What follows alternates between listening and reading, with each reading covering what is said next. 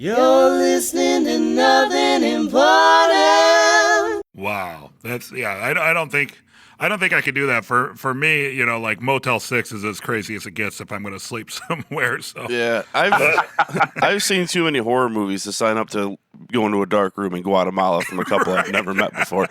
Yeah. I'm gonna say, I have that in my basement right now. I didn't know I could charge for it. Please enjoy the show. That's great. That works.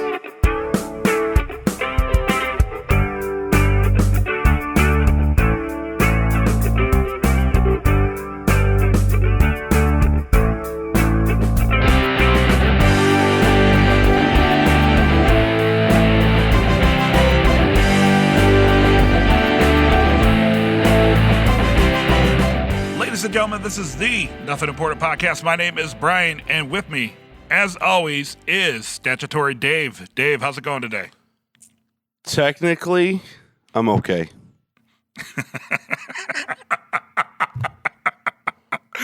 Oh, that's my favorite response ever so far.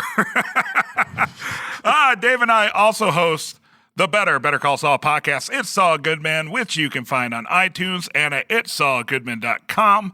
Better Call Saul starts April 10th, season 3. We're excited for it, so make sure you check out that podcast and our talk with many of the cast, including Michael McKean. On the third mic today is Jeffing Off in Public. Jeff, how's it going, my friend? All day, every day. All Getting day, swifty. every day, indeed. That's one of my favorite introductions, Jeffing Off in Public. Well, gentlemen, it's been an interesting 2017 so far. We've had a lot of great guests, and today's guest is super interesting dude. His name is Traver Boehm, and he pretty much his life went to shit, and he said, you know what? I'm going to live this next year as if it was my last, and put himself in all sorts of situations, basically to confront the pain that none of us would ever even think about, like living 28 days in darkness and confronting like an ex-lover about what the worst parts of you were absolutely about, and even volunteering for a week at a hospice, which I feel would probably be worse than either of those two things I mentioned put together. That's definitely a situation that I'm not comfortable with. Someone the last days of their life and watching or helping them basically ease into the next, Right. whatever you call it, Right. whatever you believe. But yeah, that's definitely confronting death. That's kind of, that would be one of my hardest things. Yeah, it's really weird at the hospital I work at.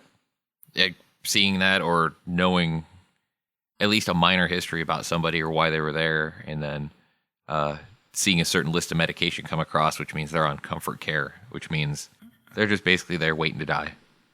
Yeah, I every once in a while I think about that, especially, and I'm not scared of dying, but I think if I had like an expiration date, and like if I was in hospice and I was like, all right, this is it, it's coming soon, I think that would be easier for me to handle emotionally than helping people who know that their time is coming up soon. Yeah. I think, you know what I mean? And I'm not even like a real emotional or deep guy, but I think that'd be something that'd be the hardest for myself to handle. Yeah. I remember you're reminding me of an article that I read in like Men's Health years ago, and it was why you should commit suicide every once in a while or something like that. Something about committing suicide. But what the guy Every did- once in a while. Every couple of months. But what he did is he Go ahead. acted like he was going to, and like he went through the steps of the person, with like getting closure on a lot of aspects of his life because he had rough relationships with his family, and he would like go through and make amends and like tie everything up. Then he wouldn't actually kill himself, but he would like get into that mentality that he was no longer going to be around, and then every once in a while he's you should do that every once in a while and get in touch with people from your past. And Absolutely, and sometimes I notice myself taking my life into my own hands when I don't even realize it. Like, for example, today I took an Uber to the train station and I didn't even put my seatbelt on, and I was like, wow, like Traver has nothing on me. I am living That is on the cray. edge. I just think eventually the government would be suspicious of all my monies that I'm moving around. all the time, large amounts of money in and out. So I'm, that would be a hindrance for me. I wouldn't consider taking an Uber, putting your life in your own hands. It's in the hands of the Uber driver. Yeah, but his you're seatbelt giving him could have been in his hands. Hashtag don't boycott Uber. What aggravates me about hashtags is that they're like the March campaigns, except for lazy people. Like if you are involved in a hashtag campaign, it's just saying like, well, I still kind of want to accomplish nothing, but I'm just too lazy to march. So hashtag whatever the fuck my cause is. Because I'm just a believer that if like at least like marches, which by the way, lots of marches out there right now, and it's good to see that everybody's getting in shape. Well, yeah, because Pokemon Go died, so people got to keep moving somehow. No, Yep, that's genius. Yep, got to stick to your own resolution. So I didn't even think about the Pokemon Go thing. That was genius. Awesome. Okay, so what we're gonna do? Did somebody drop out? No, I'm here. Or did somebody? no, that was my Bluetooth speaker shutting off. I was gonna say it sounded like somebody's Bluetooth died. Well, we're gonna go ahead and give Traver a call, and he's gonna tell us how to confront our pain and what it was like to live 2016 as if it was his last on Earth.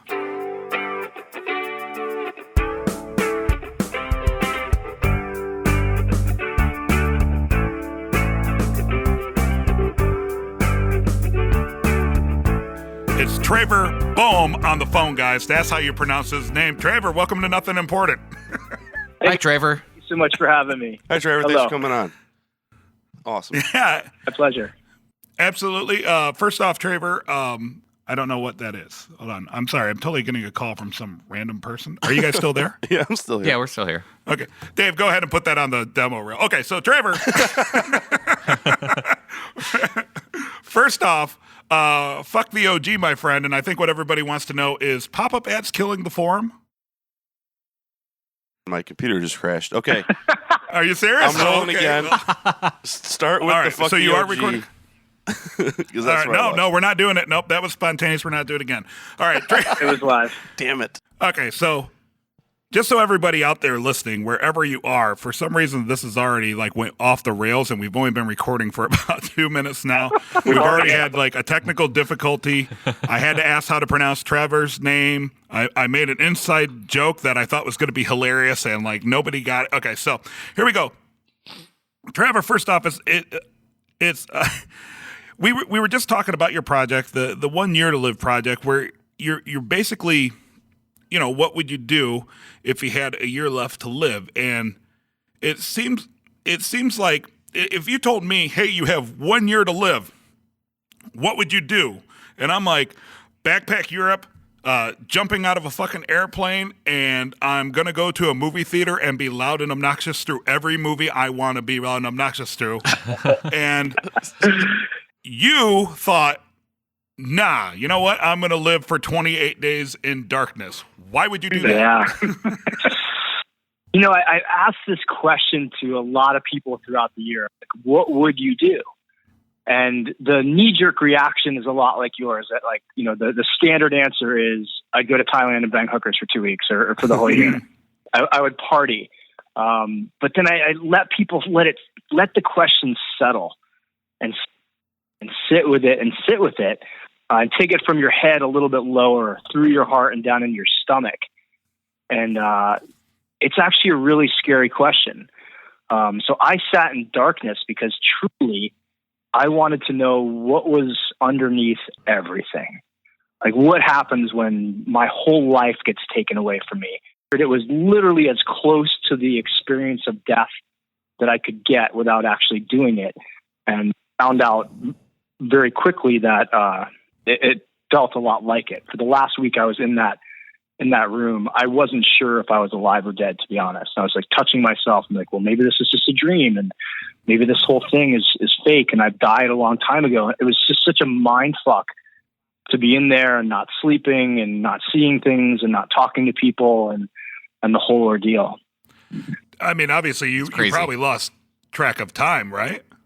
Like, I had a basic idea of time or days from the food. So I was getting food 3 times a day on a schedule, except for the time they forgot about me, which is a whole nother story. So I kind of knew I was counting down, but I stopped sleeping after about the first week, which is odd to think because you're in the dark, but I would sleep for maybe a half hour, 45 minutes in the morning. I would guess, and then an hour or 45 minutes at night, and I'd be awake the entire time. So, after week 2 or week 3, there was a lot of hallucination and just craziness where I didn't know what was real or what wasn't real from that point on. How this all occurred in Guatemala, and another question that comes to mind is, how did you even find out that you could go somewhere and do that? I mean, is that like an expedient? There was like a Groupon? Yeah, exactly. Hey, tired of the light, click here. I had talked to a man that did 49 days in Tibet. Wow. And as soon as he told me this, he's like, yeah, I did this wild and crazy thing. I knew immediately that I wanted to try it. And so I just Googled dark retreat, and only 2 of them came up. I think there was one in Colorado, and I had been planning to get down through South and Central America. So I emailed these people, and they were super cordial and friendly and had a couple questions for me, and bam, we were off to the races.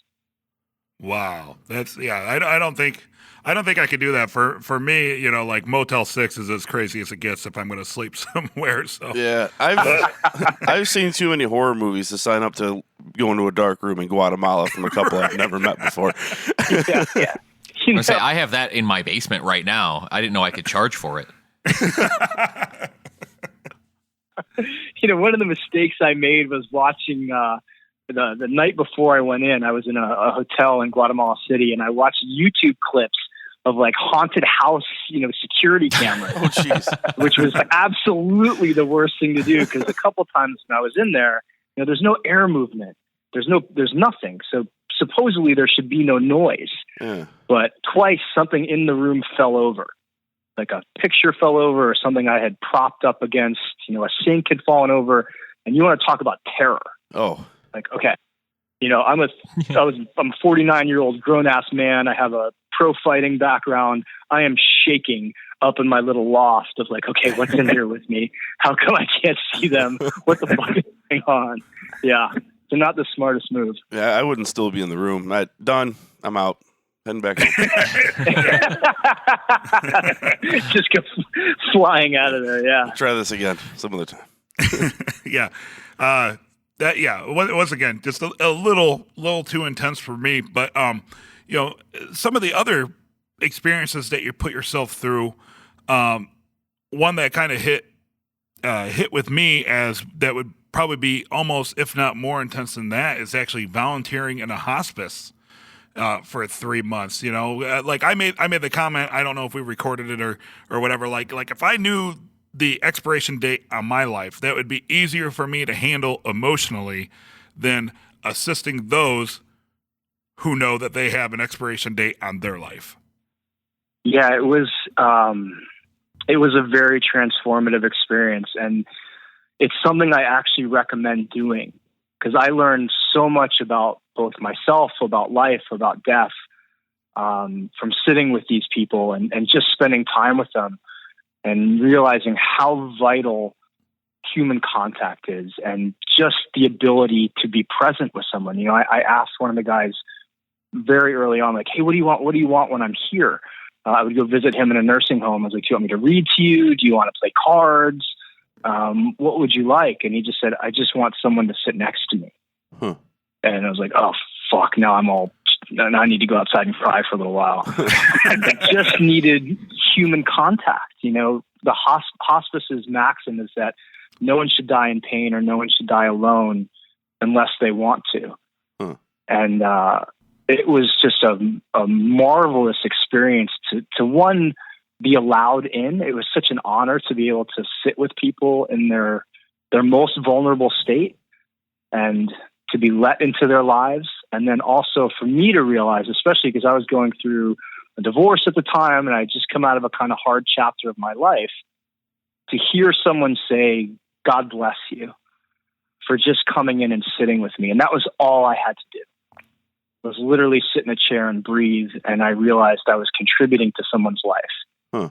It was such a beautiful thing to know that, okay, even if my own world is falling apart outside of this room, if I can come here and sit and just hold someone's hand, or said like read a story or listen to their stories about World War II or wherever it may be, I'm making a difference. And these guys, to be honest with you guys, fellas, like I laughed my ass off through a ton of hospice. And people don't realize that, these are guys and women in their 90s, but they're hilarious. And humans are hilarious. And that doesn't go away. I mean, some of the stories were just so incredibly funny that I would be rolling out of there with like sore cheeks and a sore stomach because these borderline comedians who have zero fucks to give anymore. Right. They don't care at all, One of the guys was this 93-year-old World War II vet, and he would always tell me, like, my pecker doesn't work anymore. You know that, right? And I was like, yeah, that's fine. He's like, but if it did, every nurse in this place would be getting it. I was like, you can't even stand up, let alone do anything else. But yeah, an absolutely amazing experience. As I said, I would recommend if you have an afternoon, just walk. It sounds crazy, but walk into a nursing home. It's a depressing experience, but you will realize how valuable you are to someone else just by being there. Absolutely. You can learn about Traver and his experiences at traverboehm.com, TraverBoehm. And before I let you go, on that website, you can see the TED Talk that you did. And tell us about that experience. First off, did you ever think you'd be doing a TED Talk? And secondly, how did you develop your talk? Because like you seem pretty comfortable on a stage and you were very vivid and such. Where it was a professional speaker you've been doing for a while? I wasn't a professional speaker. I was a CrossFit coach. And so I was used to being in front of people. And the long story short of that talk is I gave a talk to my gym about how do you use pain? This is how do you skillfully use pain? Because I could look out in the world and see all the ways that people were unskillfully letting pain dictate their lives, or the numbing of that pain dictate their lives. And so I gave that talk, and a woman in the audience came up afterwards and said, hey, I run TEDx Santa Barbara. What do you think about doing this on stage? And at the time I was fresh in my little world falling apart, and I was like, there's no way I'm getting up on a stage. And she asked me right before I went into the dark. And the beauty of it is I said yes. And then even though I had nothing to write on or could see, I wrote the whole speech in the dark in my head. And then I practiced it and performed it before these imaginary audiences. And it was incredible. And then I came out and I wrote it and I read it to her. And she just said, no, it's not it, man. Not feeling it. I was like, oh, Jesus Christ. So it was back to the drawing board. And I sat with some of the experiences that I'd been through this year. One of them being a conversation I had with one of my hospice patients where he said, you can never outrun pain. This is what happens if you do. And experience I had in the dark where I was terrified one night because I'd heard something and I literally thought something or someone was in that room, and the conversation I had to have with myself every day to keep myself calm. So it really, the speech kind of wrote itself, and I got a lot of great help from people on the act of speaking, or on the, how do you take it from this idea on paper and actually make it come alive on stage. But one of the best experiences of my life was standing up there and delivering that talk. It was truly magical. That's great, man. Nice. What does the future hold for Traver Boehm? I know you're working on a book. Where are you taking this from here, my friend? I'm working on a book, and I'm just trying to get this message out of the stuff I learned this year, about being present, about contribution, about, following your mission. Really, this year defined my path for me and helped me heal so much, not just from the trauma I had gone through, But I had to look at my whole life and say, okay, what contribution did I bring to the downfall of my marriage, to my business partnership ending, to me needing to get sober, to all of it? Like, how did I kind of fuck my life up, and how can I now go back and honestly look at the experiences and the things that I wasn't addressing and address them? And that's really what I want to help people do through a lot of public speaking, a lot of writing, some YouTube videos, and just get people living their lives on purpose, and consciously. That's really my goal from here forward. All right. Awesome. Cool. Traver Boehm, thank you so much for coming on the Nothing Important podcast. It's been a pleasure talking with you. And thank you guys so much for having me. Thanks, Trey. Yeah, absolutely. Absolutely. My pleasure. Absolutely. We wish you best of luck in the future. And make sure to check out Traver at traverboehm.com, TraverBoehm.com. Traver, thank you. Thank you, guys.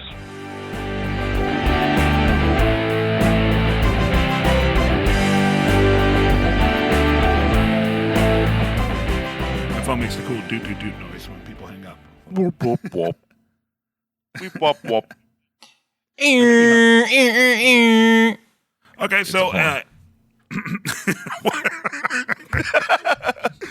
was like the Ecto 1.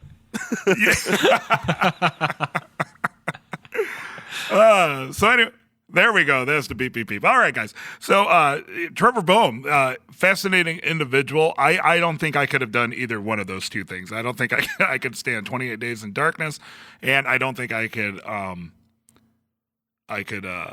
volunteer Work in in a a hospice. I just don't think it's for me. It takes a balls to do that. I mean, especially for a whole month to sit alone, which first seems to me like a complete waste of time.